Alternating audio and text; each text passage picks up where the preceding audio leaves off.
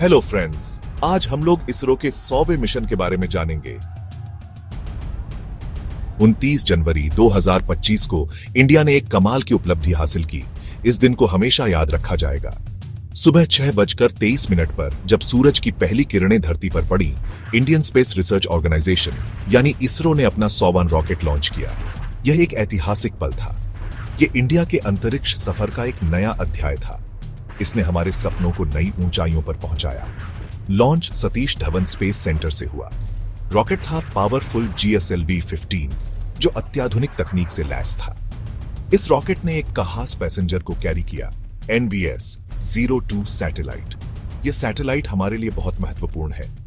NVS-02 India के अपने GPS system नाविक का जरूरी हिस्सा है। यह हमारे नेविगेशन सिस्टम को और भी सटीक बनाएगा। हम इसे नाविक कहते हैं। नाविक का full form navigation with Indian constellation है। यह हमारे देश की एक बड़ी उपलब्धि है।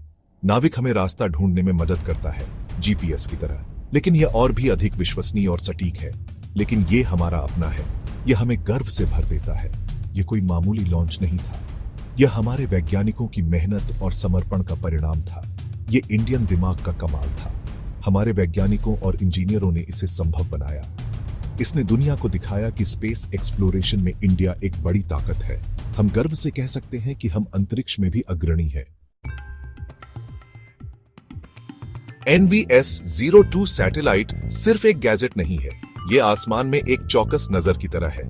यह नाविक सिस्टम का हिस्सा है जो नेविगेशन सर्विस देता है। जरा सोचो, एक ऐसा सिस्टम जो आपको बताए कि आप कहां हैं, इंडिया में कहीं भी और यहां तक कि बाहर भी। नाविक यही करता है और भी बहुत कुछ। ये जहाजों को समुद्र में रास्ता दिखाता है। ये हवाई जहाजों को आसमान में गाइड करता है और ये किसानों को फसल उगाने में भी मदद करता है। NVS-02 नाविक को और भी बेहतर बनाता है। ये इसे और ज्यादा सटीक और भरोसेमंद बनाता है।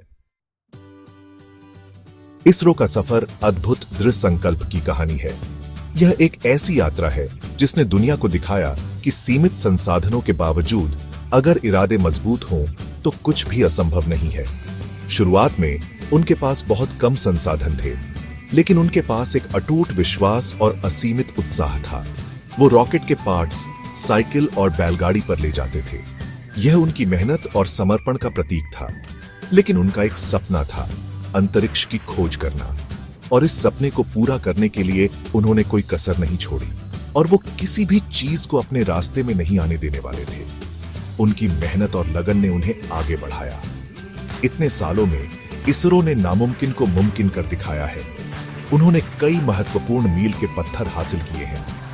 उन्होंने चांद और मंगल पर मिशन भेजे हैं। ये मिशन उनकी वैज्ञानिक क्षमता और दृढ़ संकल्प का प्रमाण है।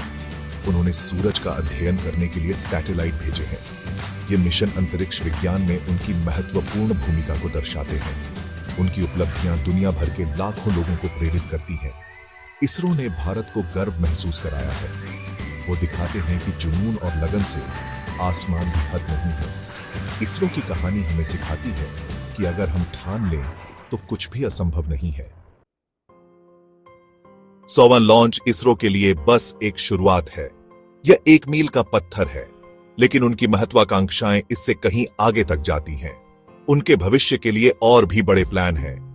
वो चांद और मंगल पर मिशन भेजने की योजना बना रहे हैं। वो स्पेस स्टेशन बनाना चाहते हैं, एक ऐसा स्टेशन जो अंतरिक्ष में अनुसंधान और विकास के लिए एक नया केंद्र बनेगा। वो इंसानों को अंतरिक्ष में भेजना चाहते हैं। भारतीय अंतरिक्ष यात्री जल्द ही अंतरिक्ष में कदम रखेंगे। इंडियन स्पेस एक्सप्लोरेशन का भविष्य उज्जवल है।